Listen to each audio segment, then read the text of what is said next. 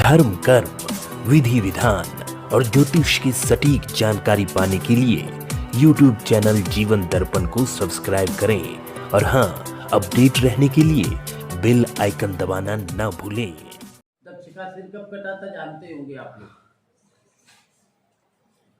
जब सती दक्ष के यज्ञ में आत्मसात कर बैठी थी, शंकर जी ने उस समय काल भैरव को भेजा और दक्ष का सिर काट करके यज्ञ कुंड में डाल दिया गया। तब यज्ञ की पूर्ति के लिए दक्ष ने शिव का अपमान अथवा शिव की निंदा किया था। इस कारण दक्ष के सिर पे बकरे का सिर योजित किया। मैं बहुत गलत किया। उसका प्रायश्चित काशी में भुगता और काशी में ही वो निवास करता था। काशी में ही वो दक्ष के पास एक ही बेटा था और वो बेटा भी बहुत इसका ताकतवर था। और कोई भी देवता निवास नहीं करेगा बिना मेरे परमिशन। और उसी के राज्य में एक उपमन्यु नाम का, वो अपने राज्य में देवताओं को आवाहन किया, देवताओं का आवाहन किया, लेकिन देवता कोई आए नहीं। अब जब देवता नहीं आए तो वो क्रोधित होकर के अग्नि को बुझा भी दिया और ये कहा कि मेरे राज्य में किसी भी देव का प्रवेश वर्जित है। उस दरमियान उसने ये कहा कि मेरे राज्य में किसी भी देव का प्रवेश।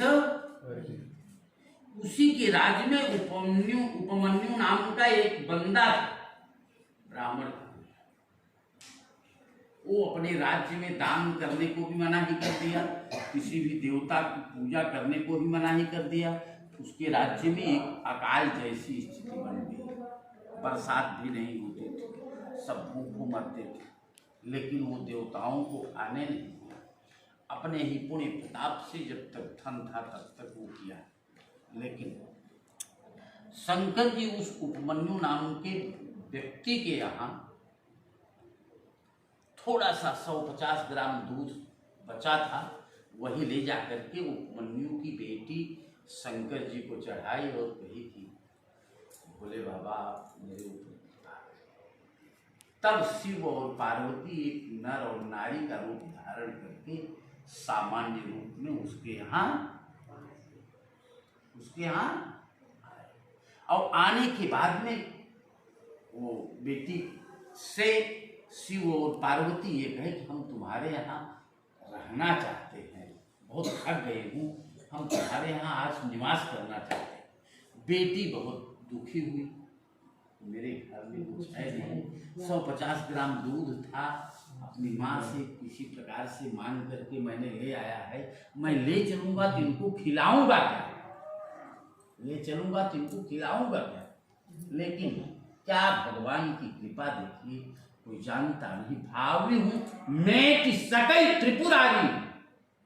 हमारे आपके दुर्भाग्य को शंकर जी में बदलने की पूरी ताकत होती है। अब वो स्थिति बनी। अब वहां से घर पे जैसे ही आए शंकर जी, उसके घर में भंडारण कुछ सब भर गया अपने आप। कहने की जरूरत नहीं पड़ी किसी को, और उसको पता भी नहीं कि यह है कौन, समझ रहे हैं। और उसी समय उसका लड़का, किसका लड़का, दक्ष का लड़का, ये कहा था कि इस राज्य में कोई भी व्यक्ति हो तो हट जाए। शंकर जी भी उस राज्य में थे तो कहा तुरंत आप यहाँ से। ब्रह्मा आए, कहे कि नहीं ऐसा मत करो, ऐसा।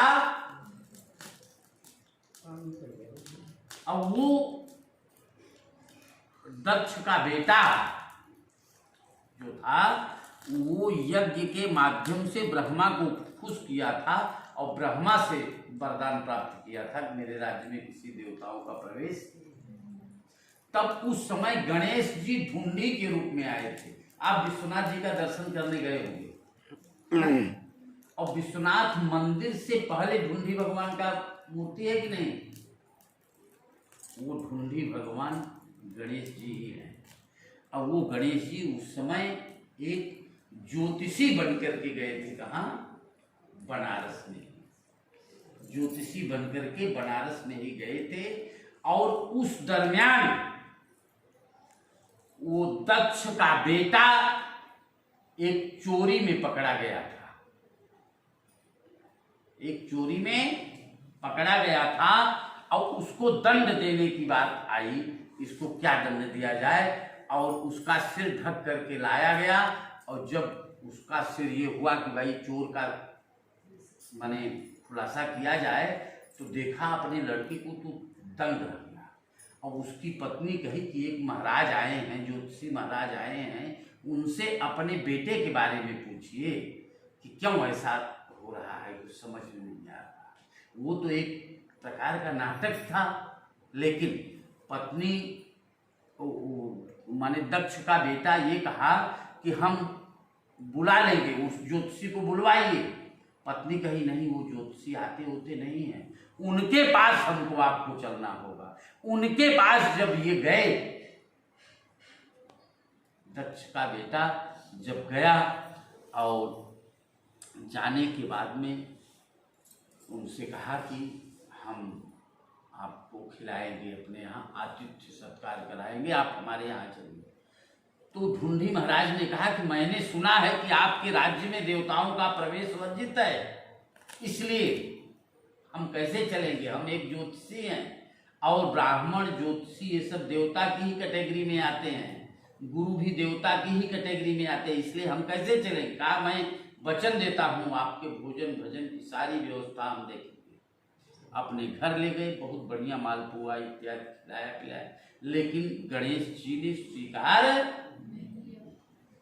नहीं किया। कहा कि मैं ऐसा भोजन स्वीकार नहीं करता हूं, हम आपके राज्य में भिक्षाटन करेंगे, भीख मांगने से जो भी मिलेगा वही मैं लूंगा, और आपको भी साथ में चलना है मुझसे, मेरे साथ। आप राजा के रूप में नहीं चल पाते हो तो राजा का भेष छिपा लीजिए, सामान्य रूप में चलिए, लेकिन आपकी उपस्थिति में मैं भीख मांगूंगा। पूरे बनारस में घूम आए व्यक्ति, लेकिन किसी ने भिक्षा नहीं दिया। ढूंढी महाराज, किसी ने भिक्षा नहीं दिया। राजा फिर अपना सिर से पर्दा उठाया और कहा अपने लोगों को, पब्लिक को कहा कि तुम लोग भीख क्यों नहीं दे रहे हो, मेरी बेइज्जत हो रही है, मेरा अपमान हो रहा है।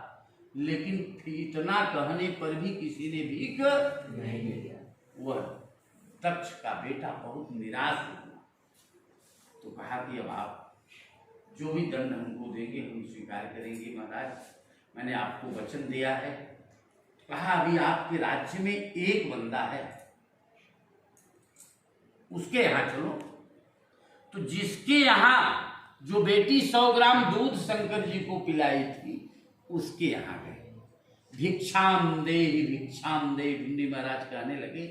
तो वो बेटी के पास में माँ एक टोकरी में एक खजूरी चावल रहा होगा, उसी चावल को लेकर के आई और वो गई थी शंकर जी की पूजा ही करने के लिए, और कही माँ भिक्षा देना है, महात्मा जी कोई आए हैं। तो वो एक टोकरी चावल दिया और देने के बाद में कहा देखा आपने,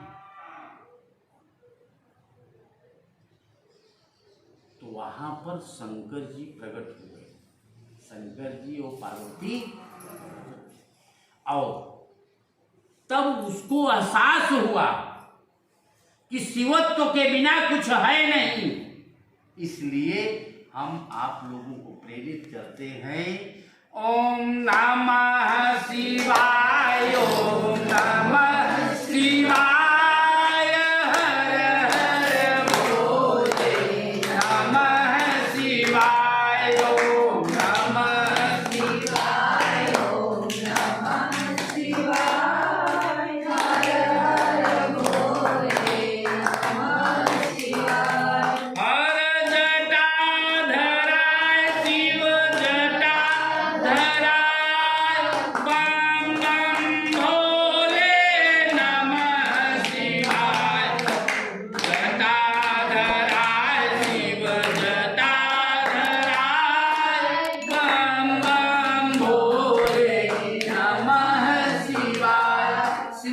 भक्ति से ही प्रसन्न होते हैं। केवल 5 बार, 10 बार, 20 बार अगर आप में एकाग्रता नहीं आ रही है तो केवल शिवोहम का जब 5 मिनट करिए, आपका दिमाग कंसल्टेंट हो जाएगा, मेमोरी आपकी सरप्लस हो जाएगी। समझ रहे हैं? तो शिव में इतनी ताकत होती है और शिव जी की पूजा इतनी सरल है कि उनको पूरी मिठाई नहीं चाहिए, केवल एक पत्ती, बेलपत्ती भी चढ़ा देंगे तो भी आपका कल्याण होगा, इसमें कोई दिक्कत नहीं। और शिव में भेद नहीं है कि कौन चोर है, कौन बदमाश है, कौन क्या है, कौन क्या है। जो भी आया अपने भक्ति से, चाहे भूल से, चाहे अचानक आया, उसको निश्चित बेनिफिट देते हैं। बोलिए आशुतोष भगवान